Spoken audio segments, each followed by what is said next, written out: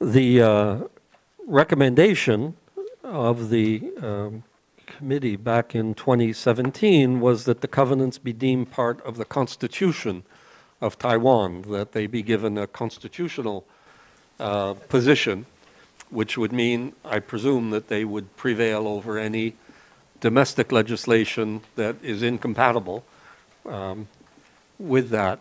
And it seems clear that's not what has happened. Because Taiwan cannot use this international complaint system, international communications. Yeah? If the domestic court does not solve, the victims in other countries, if they ratify optional protocol, they can still file individual communications to the Human Rights Committee or Committee on Economic, Social, and Cultural Rights. But Taiwan cannot do that. But there is no clear specific crime in the domestic criminal code of Taiwan. Irrespective of whether the torture leads to death or injuries, this is not the important point. The important point is the deliberate infliction of severe pain or suffering on a powerless person. That's what makes torture such a terrible crime. So what prevents or what has prevented so far the government to implement our recommendations in the first and in the second, and now also with our list of issues? On the reply to the second list of questions, then it was said, as of March 29, 2022, a total of 410 applications have been accepted, of which 2 were further processed and transferred to the disciplinary court trial. So 410 applications, only 2 were further processed, and then not to a criminal court, but to the disciplinary court. So there is something fundamentally missing, wrong, and that I think there is no independent authority to investigate and prosecute torture. Otherwise, I cannot imagine why there are no consequences for torture that is obviously happening. Otherwise, there wouldn't be so many complaints about torture. Freedom of religion. Well, there's nothing much from the government, and also nothing much also from so far that we have received. So if there's any burning issue that we really need to put on the recommendation, I think it's time to hear, I think, from our friends here. Yes. Okay, anything on freedom of religion that you would like to add, please? 太极门案其实是一个非常严重的宗教信仰自由迫害案件。这一个案件 ，European Times 就是欧洲这边的时报杂志，对于其实有非常多的国际专家学者在讨论。寒冬杂志，它光是1年多就已经有100多位的国际学者专家针对这个案件做评论。他们没有罪，也跟税都没有关系，但是他们的土地却被政府以课税、以这个歧视为理由来没收他们的土地。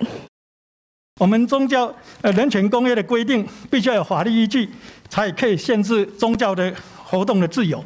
但是我们台湾目前的状况是，透过行政命令，没有法律的依据，没有法律的授权，就来剥夺、限制人民的宗教活动自由。The judge may have taken part to a considerable extent, for instance, in the investigation. Also may he, so to say, have, during the investigation, made expressions which could be understood in the sense that he had already formed an idea of how the case should be decided. I recall, I think we all have heard of the old well-known maxim that's saying justice must not only be done, justice must also be seen to be done. This is a question of confidentiality of the public in the way the legal system is functioning. So my question would be whether the present situation under Taiwanese law where impartiality usually only comes up as issues where the judge has made a decision is too narrow.